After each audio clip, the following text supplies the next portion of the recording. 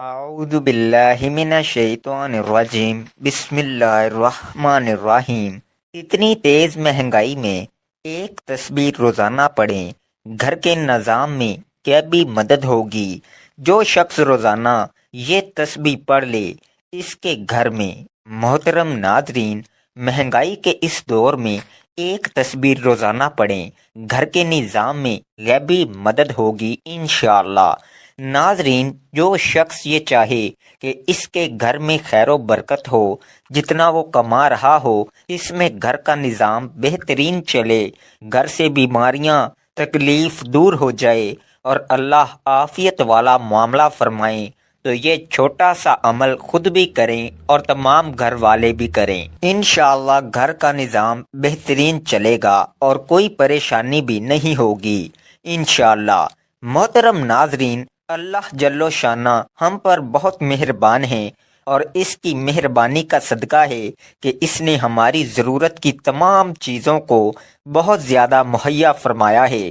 جس چیز کی ہمیں سب سے زیادہ ضرورت ہے وہ سب سے زیادہ ہے، اور جس چیز کی ضرورت کم ہے وہ کم ہے۔ اس کا مطلب ہے کہ اللہ جل و شانہ ہمیں نوازنا چاہتے ہیں، ہمیں عطا فرمانا چاہتے ہیں، اور یہ بھی معلوم ہوا کہ زیادہ ضروری چیز زیادہ عام ہوتی ہے۔ یہ قانونی دنیاوی چیزوں میں بھی ہے اور آخرت کی چیزوں میں بھی ہے۔ دنیاوی چیزوں میں یہ قانون اس طرح دیکھا جا سکتا ہے کہ ہمیں جس چیز کی سب سے زیادہ ضرورت ہے وہ ہوا ہے۔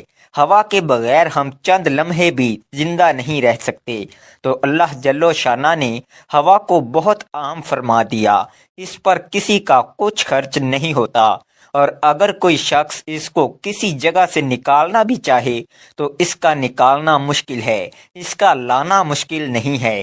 اس کے بعد جس چیز کی بہت زیادہ ضرورت ہے وہ پانی ہے۔ آپ دیکھ لیں اس وقت اوپر سے پانی برس رہا ہے، بیان کے وقت بارش ہو رہی تھی، کتنا برس رہا ہے کوئی حد و حساب نہیں، پتہ نہیں کتنے بڑے علاقے پر برس رہا ہے۔ اگر خشکی اور پانی کا موازنہ کیا جائے تو خشکی کی مقدار کم ہے اور پانی کی مقدار زیادہ ہے۔ یہی وجہ ہے کہ پانی کے نظام کا اللہ تعالیٰ نے ایک سلسلہ بنایا ہوا ہے۔ سمندر سے پانی بخارات بن کر اڑتا ہے، بادل بن کر چھا جاتا ہے اور اللہ تعالیٰ کی رحمت بن کر برس پڑتا ہے۔ پھر ہم لوگ اس کو استعمال کرتے ہیں اور بہتے بہتے پھر سمندروں میں چلا جاتا ہے، پھر وہاں سے دوبارہ اٹھا دیا جاتا ہے، اور اس طرح یہ نظام چلتا رہتا ہے۔ درختوں کے ساتھ اپنے تعلق کو دیکھیں، درخت جس چیز کو کھاتی ہے وہ ہمارا فضلہ ہے، اور جو ہم کھاتے ہیں وہ درختوں کا فضلہ ہے۔ اللہ جل و شانہ نے درختوں کو ہمارے لیے بنایا ہے اور ہمیں درختوں کے لیے ذریعہ بنا دیا۔ اس کے بعد غلے کا نمبر آتا ہے۔ اگر موازنہ کریں تو غلہ باقی چیزوں کے مقابلے میں زیادہ پیدا ہوتا ہے، جیسے چاول، گندم، مکئی اور دوسری چیزیں۔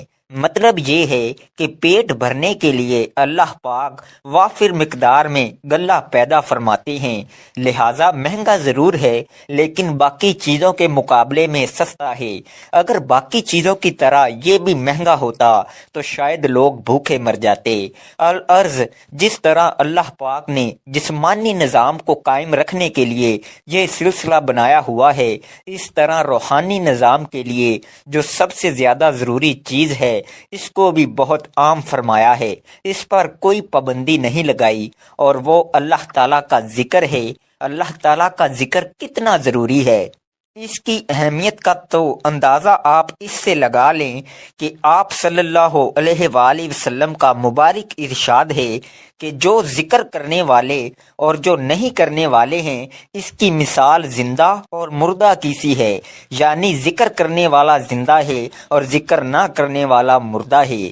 ذاکر آدمی زندہ ہوتا ہے اور جو ذاکر نہیں وہ مردہ ہے۔ اس سے اندازہ کر لیں کہ اللہ جل و شانہ نے اس کو ہماری روحانی حیات کے لیے کتنا ضروری قرار دیا۔ پھر اللہ پاک نے اس پر کوئی پابندی بھی نہیں لگائی، وضو کی پابندی نہیں لگائی، लगाई, सिर्फ एक पाबंदी लगाई कि गंदी जगह पर ना करो, बाकी हर तरह से अल्लाह पाक का नाम लिया जा सकता है, लेटे खड़े बैठे हर तरह से किया जा सकता है। बल्कि अक्लमंदों की जो निशानी बताई गई है वो ये कि बेशक कायनात के अंदर और रात दिन का जो उलट फेर है इसमें अक्लमंदों के लिए बड़ी निशानियां हैं। फिर अल्लाह पाक ने अक्लमंदों की तारीफ खुद फरमाई कि अक्लमंद कौन लोग हैं, तो फरमाया कि अक्लमंद वो लोग हैं जो खड़े बैठे लेटे हर हालत में अल्लाह ताला को याद करते हैं और कायनात की पैदाइश में और जो कुछ इसमें है इस पर गौर व फिक्र करते हैं और इनके दिल से बेसाख्ता ये बात बुलंद होती है कि ए अल्लाह, तूने इन सब चीज़ों को बेफायदा पैदा नहीं किया, बस हमारे ऊपर भी फजल फरमा दे और हमें अज़ाब जहन्नुम से निजात फरमा दे। तो अक्लमंदों की निशानी ये बताई गई है। जिक्र के बारे में फरमाया कि अल्लाह ताला का जिक्र खूब कसरत से करो और सुबह शाम अल्लाह ताला की तस्बीह बयान करो। साथ में ये भी फरमाया, सुबहान अल्लाह, क्या अजीब शान है जिक्र की। अल्लाह पाक फरमाती हैं कि अगर तुम अल्लाह को मजलिस में याद करोगे तो अल्लाह ताला इस मजलिस से बेहतर मजलिस यानी फरिश्तों की मजलिस में तुम्हें याद कर लेंगे। और ये भी फरमाया कि अगर तुम अल्लाह पाक को दिल में याद करोगे तो अल्लाह ताला अपने आप के साथ तुम्हें याद कर लेंगे। ये तो हदीस शरीफ है। इसके बारे में बाज लोगों के जहन में होगा कि पता नहीं ज़ईफ है, कमज़ोर है। इस किस्म की बातें आजकल बहुत सुनने को मिलती हैं, लेकिन कुरान पाक को तो कोई ज़ईफ नहीं कह सकता। कुरान पाक में है, बस तुम मुझे याद करो मैं तुम्हें याद रखूंगा। अब इसको कौन ज़ईफ कहेगा? बात बिल्कुल वही है। वो हदीस शरीफ इस आयत की तशरीह है। इसका मतलब है कि अल्लाह जल्लो शाना अपने याद करने वालों को याद रखते हैं, इसमें कोई दूसरी बात नहीं। हाँ, इसकी तशरीह फिर उलमाए कराम ने मुख्तलिफ अंदाज में की है। एक तो इस हदीस शरीफ की रोशनी में तशरीह की कि अल्लाह पाक वहाँ फरिश्तों की मजलिस में याद फरमाते हैं और अपने आप के साथ याद रखते हैं। एक तशरीह ये है कि अल्लाह पाक का याद करना और याद रखना ये है कि इसको मखलूक से याद करवा देते हैं। मोहतरम नाजरीन, इंसान जब कभी अपनी जिंदगी के मकसद को समझने की कोशिश करता है तो उसे इस हवाले से मुख्तलिफ किस्म के आरा सुनने को मिलती हैं। अल्लाह तबारक व तआला ने कुरान मजीद में इस हवाले से बहुत ही वाज़िया और खूबसूरत बातें इरशाद फरमाई हैं। अल्लाह ताला सूरह अंबिया की आयत 16-17 में इरशाद फरमाते हैं, और नहीं हमने पैदा किया आसमान और जमीन को और जो कुछ इन दोनों के दरमियान है खेलते हुए, यानी बेमकसद पैदा नहीं किया। अगर हम चाहते कि हम बनाएं कोई खेल तमाशा तो यकीनन हम बना लेते इसे अपने पास से, अगर हम होते ऐसा करने वाले। इसी तरह अल्लाह तबारक व तआला ने सूरह मोमिनून की आयत 115-117 में इरशाद फरमाया, तो क्या तुमने समझ लिया कि बेशक हमने पैदा किया तुम्हें बेमकसद, और ये कि बेशक तुम हमारी तरफ नहीं लौटाए जाओगे। बस बहुत बुलंद है अल्लाह जो हकीकी बादशाह है, नहीं है कोई माबूद मगर वही रब है इज्जत वाले अर्श का। और जो पुकारे अल्लाह के साथ किसी दूसरे माबूद को, नहीं कोई दलील इसके पास इसकी, तो बेशक इसका हिसाब इसके रब के पास है। बिलाशुबा ये हकीकत है कि काफिर लोग कभी फलाह नहीं पाएंगे। सूरह ज़ारियात की आयत नंबर 56 में अल्लाह तबारक व तआला ने इंसान और जिन्नों की तख्लीक के मकसद को निहायत एहसन अंदाज में वाज़िया फरमा दिया। अल्लाह तबारक व तआला फरमाते हैं, और मैंने नहीं पैदा किया जिन्नों और इंसानों को मगर इसलिए कि वो मेरी इबादत करें। मज़कूरा वाला तमाम आयात पर गौर व फिक्र और तदब्बुर करने के बाद ये बात समझ आती है कि तख्लीक इंसानियत का मकसद दर हकीकत अल्लाह तबारुक व ताला की मार्फत हासिल करना और इसकी बंदगी व इबादत को बजा लाना है। ان عبادات کو بجا لانے کے مختلف طریقے کتاب و سنت میں مذکور ہیں، جن میں ایک انتہائی خوبصورت اور آسان طریقہ اللہ تبارک و تعالیٰ کا مسلسل ذکر کرنا ہے۔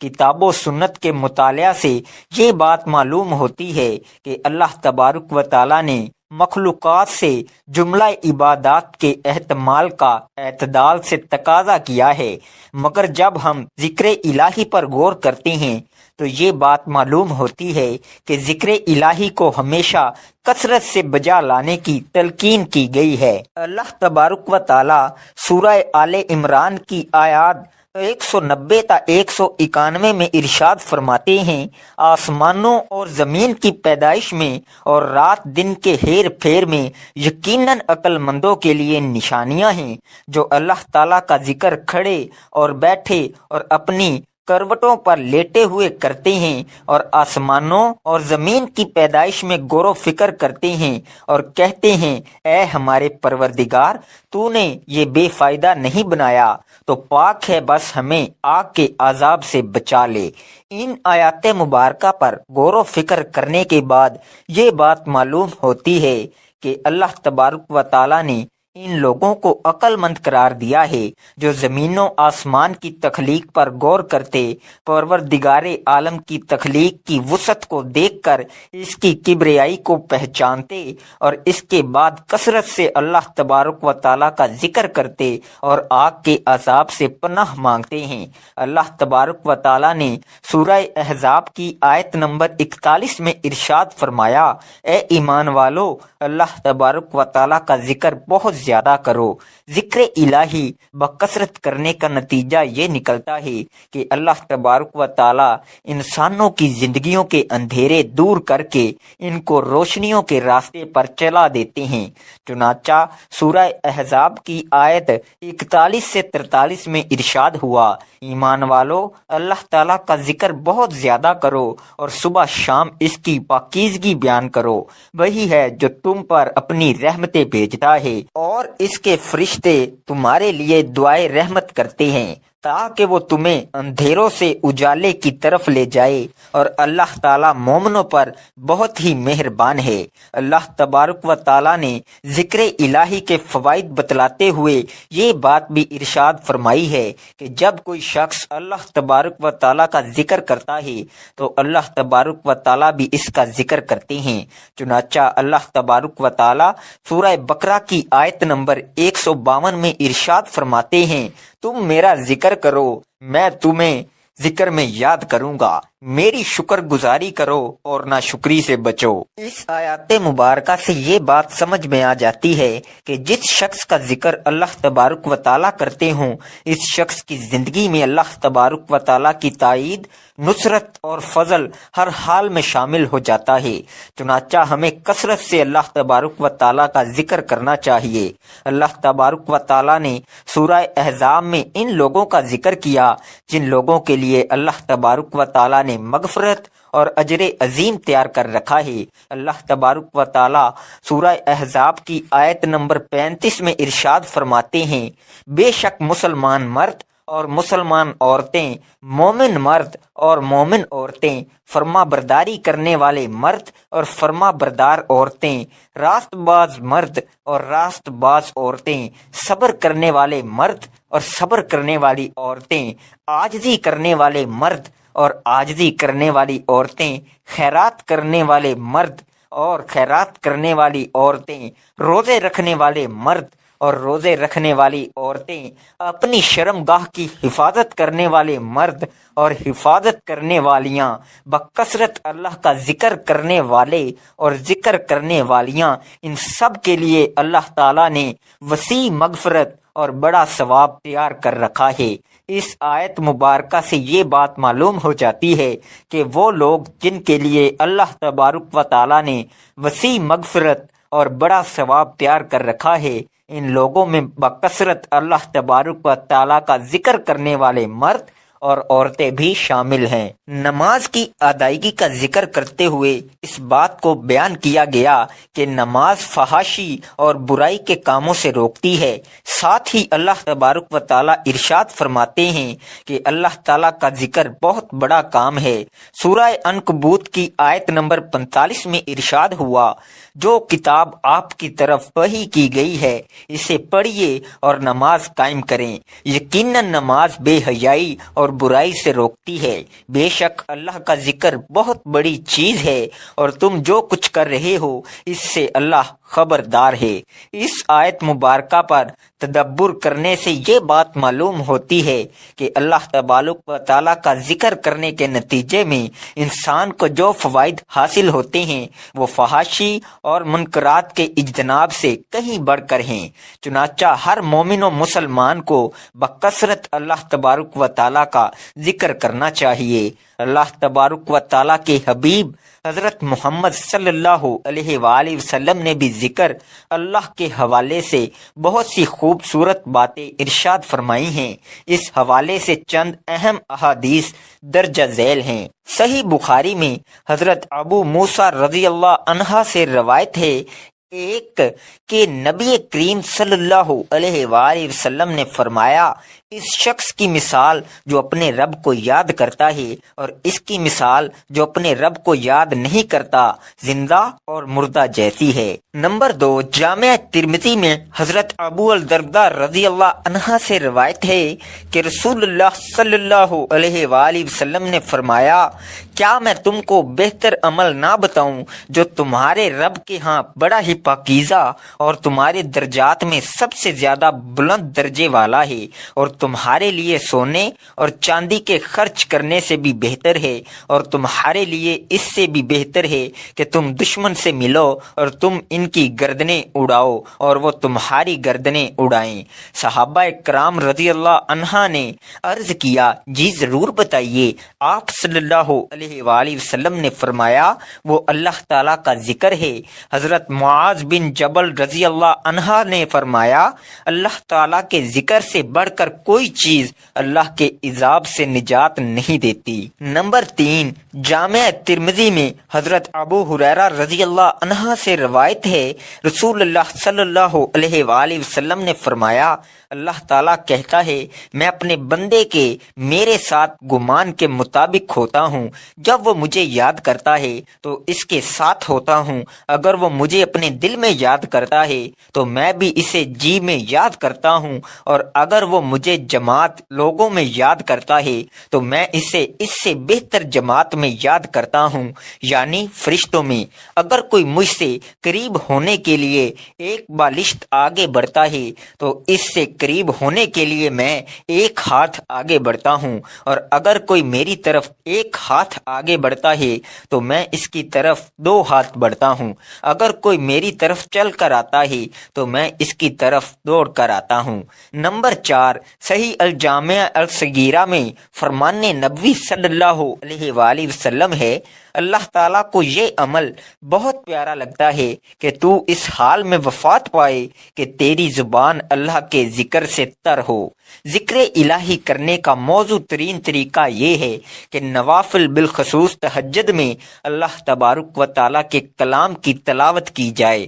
اس کے بعد بغیر نوافل کے قرآن مجید کی تلاوت کرنا بھی بہت زیادہ اجر و ثواب کا باعث ہے۔ اس کے ساتھ ساتھ اللہ تبارک و تعالیٰ کے ذکر کے لیے احادیث طیبہ میں تحلیل، تسبیح، تکبیر، تحمید اور استغفار کے جو اذکار مذکور ہیں، یقیناً ان کو بجا بھی لانا ہر اعتبار سے مستحسن ہے۔ ان اذکار کے ساتھ ساتھ نبی کریم صلی اللہ علیہ وآلہ وسلم کی ذات گرامی پر درود شریف بھیجنا بھی انتہائی مفید ہے۔ اللہ تبارک و تعالی آپ صلی اللہ علیہ وآلہ وسلم کی ذات اقدس پر مسلسل اور متواتر درود بھیجنے والے شخص کے گناہوں کو معاف کر دیتے ہیں اور اس کے دکھوں اور غموں کو بھی دور کر دیتے ہیں۔ اگر انسان ذکر الہی کا خوگر ہو جائے جائے اور اس کو مسلسل اپنا معمول بنا لے تو یقیناً اللہ تبارک و تعالی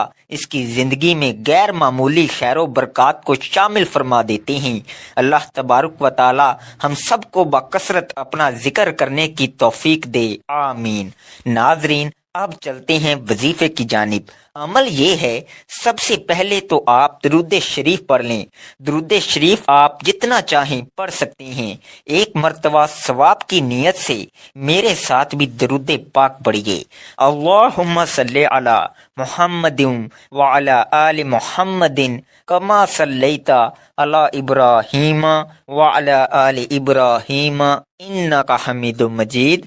اللہم بارک علی محمد وعلی آل محمد کما بارکت علی ابراہیم وعلی آل ابراہیم انک حمید مجید۔ کسی بھی نماز کے بعد یا بعد نماز عشاء 100 مرتبہ یا بدیو یا وہابو اول و آخر درود شریف کے ساتھ پڑھا جائے تو گھر میں خیر و برکت ہوگی، بے برکتی محتاجی گھر سے دور ہوگی انشاءاللہ۔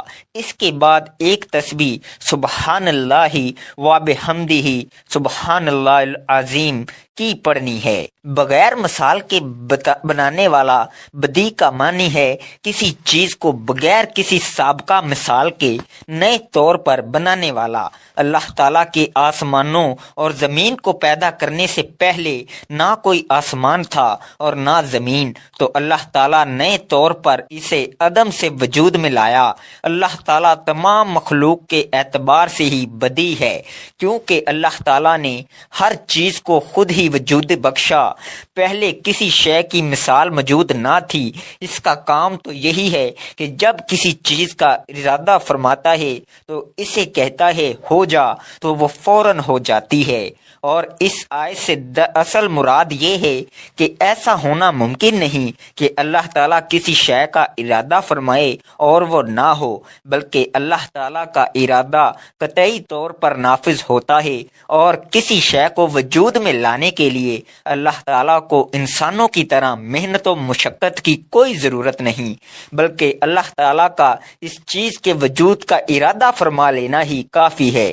یاد رہے کہ اللہ تعالیٰ کسی بھی کام میں کسی کا محتاج نہیں، اور اللہ تعالیٰ کا مختلف کاموں کے لیے فرشتوں کو مقرر کرنا حکمت ہے، حاجت نہیں۔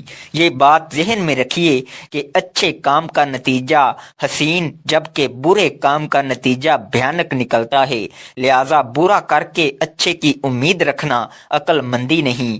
بسا اوقات یہ بھی ہوتا ہے کہ انسان کام تو اچھا شروع کر دیتا ہے مگر نتیجہ خراب نکلتا ہے، اور جب وہ اس خرابی کی ظاہری وجوہات کھوجنے جاتا ہے تو اس کام میں بدنیتی، مستقل مزاجی کی کمی، لاپرواہی، سستی و کاہلی کی وجہ سے ہونے والی کوتاہیاں بطور ثبوت کے سامنے آتی ہیں۔ لیکن جب بندہ اپنے اچھے کام کے لیے اپنے رب سے یوں ہم کلام ہوتا ہے تو رحمت الہی سے اس کی امیدیں بن جاتی ہیں۔ اللہ پاک بھی اپنے بندے پر کرم نوازی فرماتا ہے اور بطور انعام اس کی کوشش کا اچھا رزلٹ عطا فرماتا ہے۔ خدا نہ خواستہ اگر وہ بظاہر ناکام بھی ہو جائے تو رحمت الہی اس کے لیے سہارا فراہم کرتی ہے، اس کے ٹوٹے دل کو حوصلہ مہیا کرتی ہے، اسے نئے عزم کے ساتھ دوبارہ اپنے مقصد کو پانے کے لیے ابھارتی ہے۔ اس تمام مرحلے میں رب سے تعلق باقی رکھنا اور زبان پر ناشکری کے کلمات نہ لانا اور دعا کرتے رہنا بھی ضروری ہے۔ رب کریم نے حدیث قدسی میں دعا مانگنے والوں کو حوصلہ دیتے ہوئے ارشاد فرمایا، بندہ جب مجھ سے دعا کرے تو میں اس کے ساتھ ہوں۔ حضرت ابو ہریرہ رضی اللہ عنہ سے روایت ہے کہ نبی کریم صلی اللہ علیہ وآلہ وسلم نے ارشاد فرمایا کہ انسان پر صدقہ واجب ہے۔ اس طرح ایک اور جگہ آپ نے ارشاد فرمایا، تم میں سے جو آدمی بھی صبح کا سورج دیکھتا ہے اس کے ہر جوڑ پر صدقہ واجب ہو جاتا ہے۔ یعنی نبی کریم صلی اللہ علیہ وآلہ وسلم کے ان ارشادات کی روشنی میں ہمیں پتہ چلتا ہے کہ جیسے ہی ہم پر اگلا دن چڑھتا ہے ہمارے جتنے بھی جوڑ ہیں یعنی ہمارے جسم میں 360 کے قریب جوڑیں، ان تمام فہرست کا صدقہ واجب ہو جاتا ہے۔ لیکن ہم میں سے کتنے ایسے لوگ ہیں جو کہ اپنے جسم پر واجب ہونے والے اس صدقہ کو دیتے ہیں؟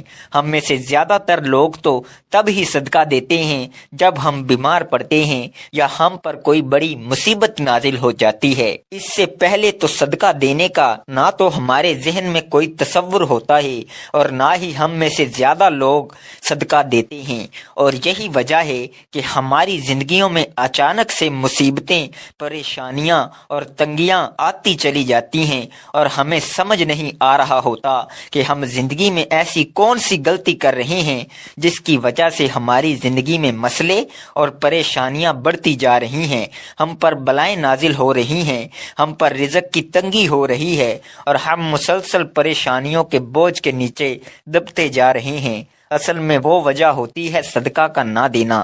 اسلامی تعلیمات اور نبی کریم صلی اللہ علیہ وآلہ وسلم کے مختلف ارشادات کی روشنی میں ہمیں پتہ چلتا ہے کہ آسمان سے بلائیں نازل کی جاتی ہیں۔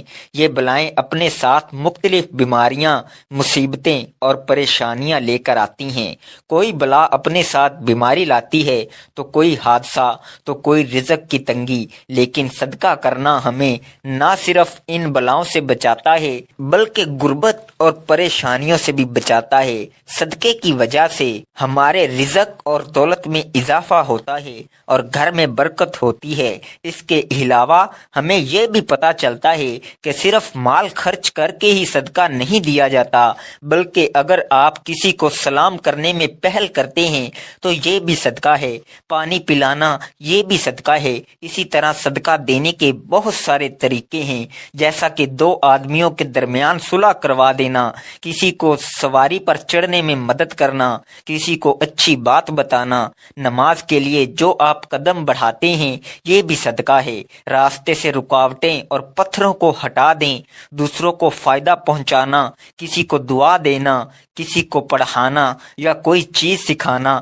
کسی کو اچھی بات بتانا، کسی کو مسکرا کر دیکھنا، کسی مصیبت میں پھنسے انسان کی مدد کرنا، وقت نکال کر اپنے ماں باپ کے ساتھ گزارنا، کسی کی طبیعت پوچھنا، کسی کی عیادت کرنا، کسی پریشانی یا آزمائش پر صبر کرنا، نیکی کا حکم دینا اور برائی سے روکنا، کسی کو معاف کر دینا، اس کے باوجود آپ کے پاس اسے سزا دینے کا اختیار ہو، یہاں تک کہ اپنی بیوی کو اپنے ہاتھوں سے کچھ کھلانا اور اس سے پیار محبت کی باتیں کرنا بھی صدقہ ہے۔